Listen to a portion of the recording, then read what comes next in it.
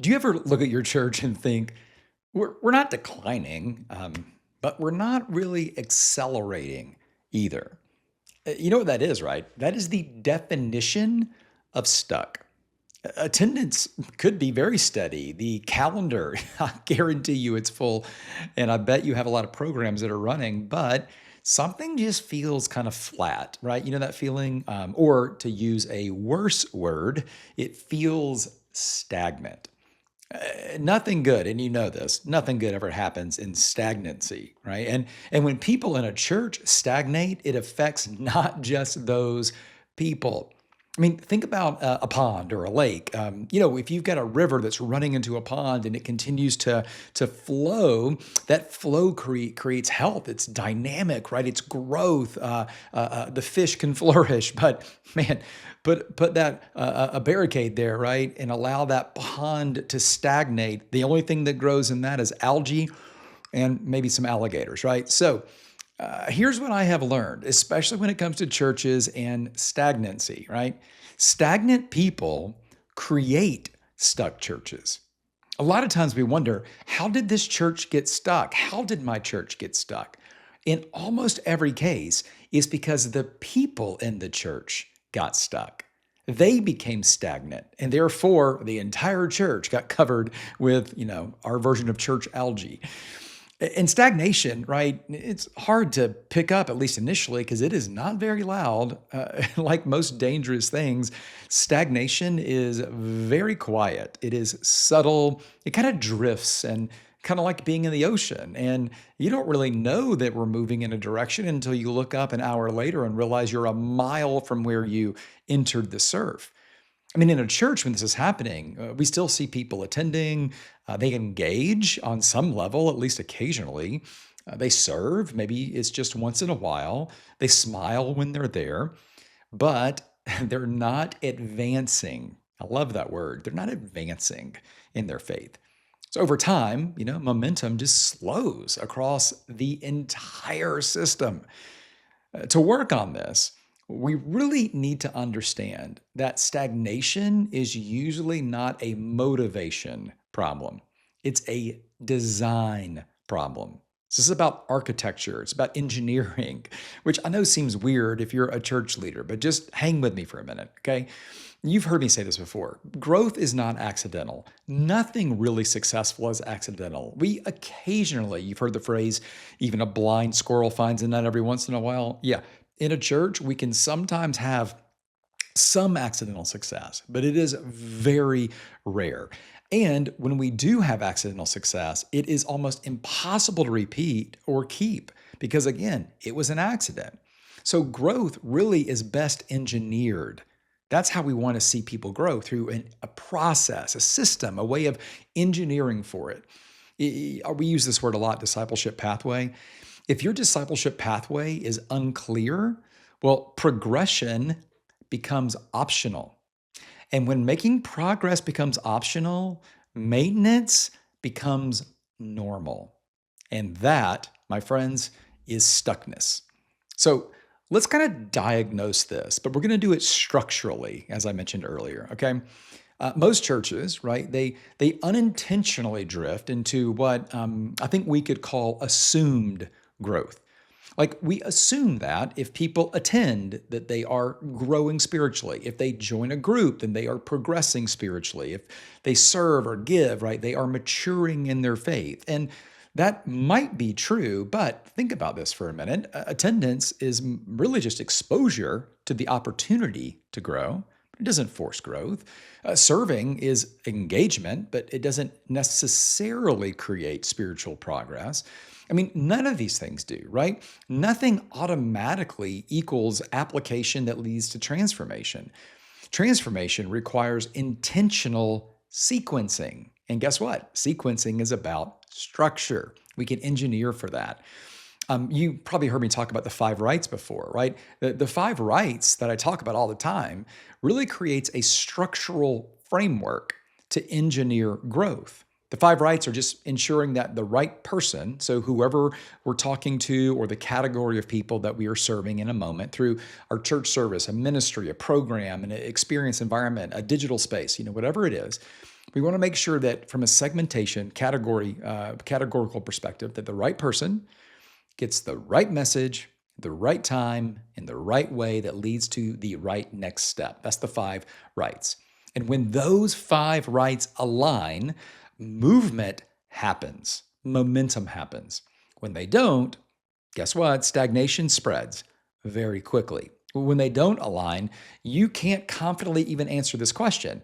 Where are our people spiritually? Because you don't know. If there is progress, it might be accidental. So you respond the way most leaders respond when you feel this pressure. I bet you add. Maybe you're in a moment where you're doing this now, or you have recently added another series, another initiative, another push, another program, another opportunity. But I mean, listen, opportunities and vision and all that without systems, it really doesn't move the needle. It just creates a lot of exhaustion. It just creates fatigue. So more activity, right? Think about it. Layered over an unclear architecture, that doesn't produce growth. So here's what I would love for you to think about doing, right, this week. You don't have to do all this, but just let me give you something to think about. Talk about it with your team. Talk about it with some of your, maybe just some pastor friends in your, community, if you have those. That's a wonderful thing to have if you do. I'm just going to give you 4 practical actions that you can take as you feel like you have the time to do it. So here's the first one, and this is a fun one. I'd love for you to run the lobby test. The lobby test. You know what the lobby test is?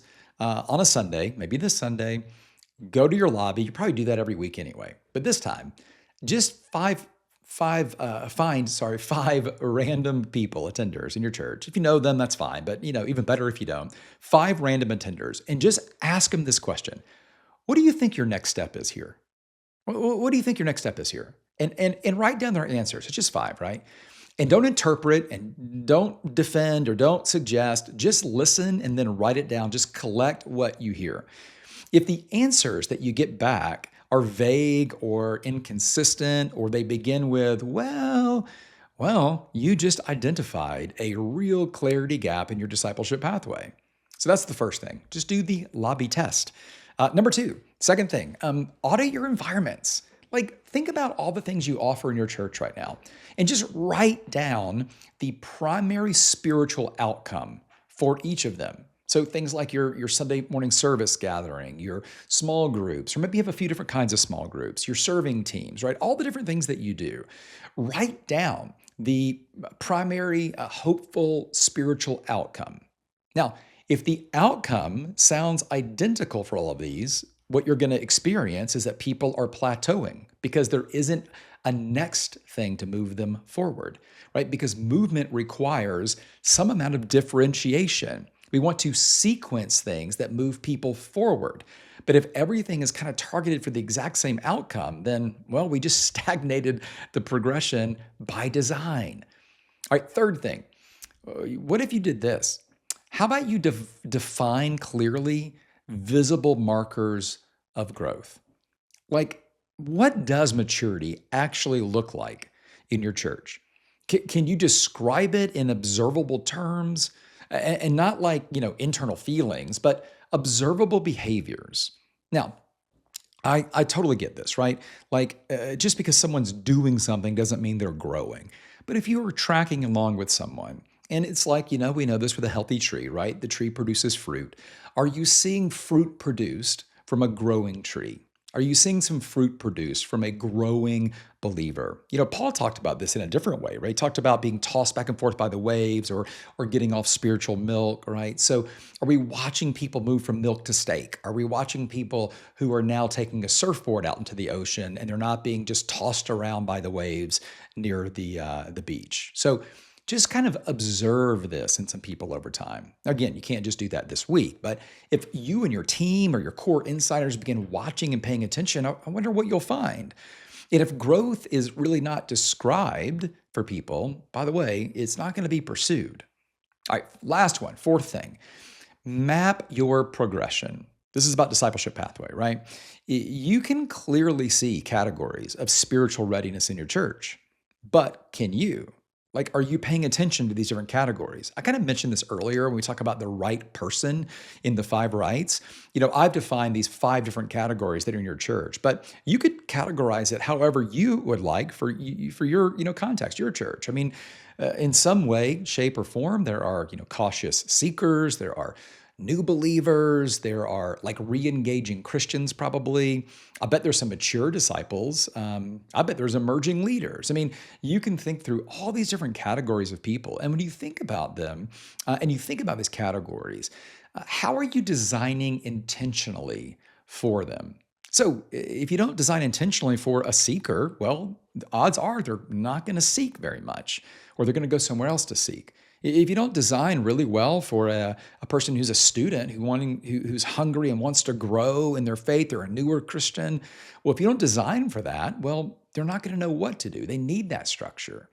So when you can kind of see progression, you can start leading with a lot more confidence. Of course, when you can't see it, everything begins to just be reactive, right? We're not being proactive, we're being reactive, because at that point, everything feels urgent, even though everything's really important. So here's the reality: stalled people create stalled systems, stalled people, stalled churches. But when people are inspired and equipped to take their next step, you know what they do? They actually do take the step, they move. And when they move, momentum returns to them, to their family, and to your church overall. I mean, I've said this before, but you can't disciple people that you're not designing for. So here's the question I'll just leave you with today. Are you designing movement, or are you just hoping activity produces it? Because hope is a terrible discipleship strategy. But you know what is a great strategy? Architecture, engineering, designing for it. If you begin clarifying next steps this week, you will feel a lot of that pressure begin to shift. It may not all lift yet, but it'll start shifting, start getting lighter. And it's not because the work or the challenge is going to disappear, but because the path is going to become clear. And a clear pathway really does create a lot of confident leaders and confident people.